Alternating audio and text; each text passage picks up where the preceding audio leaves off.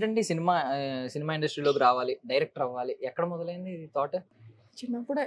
అంటే ఎలా అంటే ఇప్పుడు డైరెక్టర్ ఎందుకు? అప్పుడు స్క్రీన్ మీద ఆహ్, చూసినప్పుడు మనం స్క్రీన్ మీద కనిపించాలని రావచ్చు కదా. స్క్రీన్ మీద కనిపించాలి కన్నా నాకు ఎట్లా ఉండేదంటే స్క్రీన్ మీద నడిపించేది.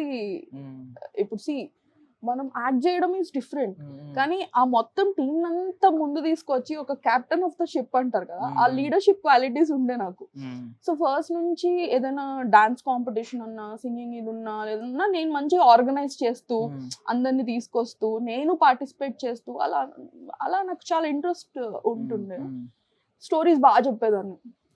మా పెద్దనాన్న గారు వాళ్ళందరిని కూర్చోబెట్టి చిన్నప్పుడు స్టోరీ చెప్పు అంటే కళ్ళ ముందు ఏం కనిపిస్తున్నాయి వాటికి ఒక స్టోరీ అల్లేసి 3-4 ఇయర్స్ అప్పటి నుంచి ఏదో ఒక స్టోరీ చెప్తుందని అనమాట.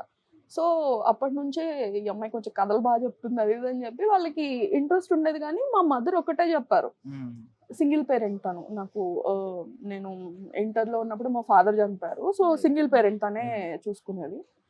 మా మమ్మీ ఒకటే చెప్పింది, నువ్వు ఇంజనీరింగ్ కానీ డిగ్రీ కానీ కంప్లీట్ చేయి, తర్వాత నీ ఇష్టం, what ever you want to do you do it um. అని చెప్పింది. ఏం చేశారు అప్పుడు?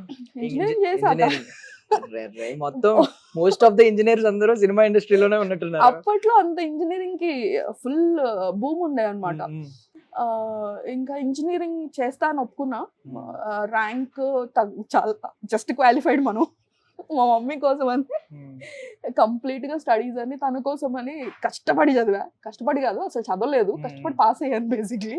ఏంటి అది అందులో branch? Electronics and instrumentation engineering, Okay. Siddhartha engineering college Vijayawada. Actually నేను ట్రిపుల్ అండి. ఓ. ఓకే. అదే ఇందాకేంటి మీరు రాగానే ఇక్కడ కొంచెం పవర్ స్పార్క్ అయ్యి టప్ టప్ అని కట్టింది. వర్షం పడింది బట్ ఫ్యాక్ట్. Yeah, అది వర్షం accept అయితే చేస్తారు పడింది. కదా. నేను చాలా కూల్ కదా, వర్షం పడితే కూల్ గా ఉంటది అనుకున్నా ఇప్పుడు. Okay. So mister perfect time కి ఐ మీన్ ఎలా అప్రోచ్ అయ్యారు అసలు? నేను అప్రోచ్ అవ్వడం కాదు, నేను బేసిక్ గా ఆర్జేగా చేశాను, రేడియో జాకీగా చేశాను. నాకు ఇంట్రెస్ట్ ఉండే, ఎట్లా రావాలో తెలియదు ఫిల్మ్ ఇండస్ట్రీకి. ఏం ఆపర్చునిటీస్ వస్తే ఆపర్చునిటీ దూరిపోయేదాన్ని. నాకు ఒక ఫ్రెండ్ అంటే అప్పటికి నేను హైదరాబాద్కి వచ్చి ఆర్జేగా చేశాను, యాంకరింగ్ చేస్తున్నాను. ఒక 2-3 ఫిల్మ్స్ లో యాక్టర్ గా కూడా అడిగారు. ప్రయాణం సినిమాలో హీరోయిన్ ఫ్రెండ్ కల్పిక చేసిన ఓకే. క్యారెక్టర్, దానికోసం అడిగారు. అప్పుడు నేను చెప్పేశాను మనకి యాక్టింగ్ రాదు, మీరు యాక్టర్ గా అంటే నేను కష్టం, నేను చేయనని చెప్పాను. దాని తర్వాత ఇంకొక ఫిల్మ్ కూడా ఏదో శశిరేఖ పరిణయంలో కూడా అడిగారు. అప్పుడు ఆర్జే నేను మనకి యాక్టింగ్ కష్టం అండి అని చెప్పాను. తర్వాత మిస్టర్ పర్ఫెక్ట్ కి నేను డైరెక్షన్ డిపార్ట్మెంట్ జాయిన్ అవుదామని వెళ్ళాను. రిషి ప్రసాద్ అని నాకు ఒక ఫ్రెండ్ ఉన్నారు, తన త్రూ జాయిన్ అవుదామని వెళ్ళా. తను అక్కడ రైటర్ అనమాట. వెళ్తే ఫస్ట్ ఓకే నువ్వు ఒకటి రాసేసుకొని వచ్చేసి నీకు నాకు వేవ్ లెంత్ సరిపోతుందో లేదో చూద్దాము, ఒక 1 వీక్ టైం ఇచ్చారు దశరథ్ గారు. సరే అని చెప్పి మనం అంతా వెళ్ళాం, కూర్చున్నాం. మా ఆయన అప్పటికే ఫ్రెండ్, నాకు రాస్తా అన్నావు కదా రాసే అంటే అంత సీన్ లేదు, వెళ్ళే ముందు చూద్దాం అని చెప్పి నేను చిల్ అవుతున్నా. 3rd day 4th day call వచ్చింది. కాల్ వచ్చి ఇలా సిస్టర్ క్యారెక్టర్ అడిగారు. ఫస్ట్ ప్రభాస్ కి సిస్టర్ క్యారెక్టర్. అప్పుడు నేను సన్నగా అయ్యాను బేసిక్లీ. సిస్టర్ క్యారెక్టర్ ఇంకొంచెం సన్నగా కావాలి, ఇంకొక 5 kgs తగ్గాలి అంటే అస్సలు సమస్య లేదు, ప్రభాస్ కి చెల్లి అంటే చెయ్యను, అది కూడా 5 kgs తగ్గమంటే అసలు చేయను అని చెప్తాను. తర్వాత లేదు ఫ్రెండ్ క్యారెక్టర్ ఉంది, అది ఒకటి చేస్తారా, చాలా బాగుంటుంది, షూట్ అంతా ఫారెన్ లో ఉన్నాను కానీ ప్రభాస్ దట్టు ఫ్రెండ్, అది కూడా ఇక్కడ కాదు షూట్, ఎక్కడో ఫారెన్ లో చేసేద్దాం అని చెప్పేసి. నాకు యాక్టింగ్ కాదంటే అవసరం లేదు పెద్ద యాక్టింగ్, నేను నేర్పిస్తా అన్నారు. వాళ్ళేం నేర్పించలేదు కూడా, నేను ఎలా ఉన్నానో అలా ఉన్నాను.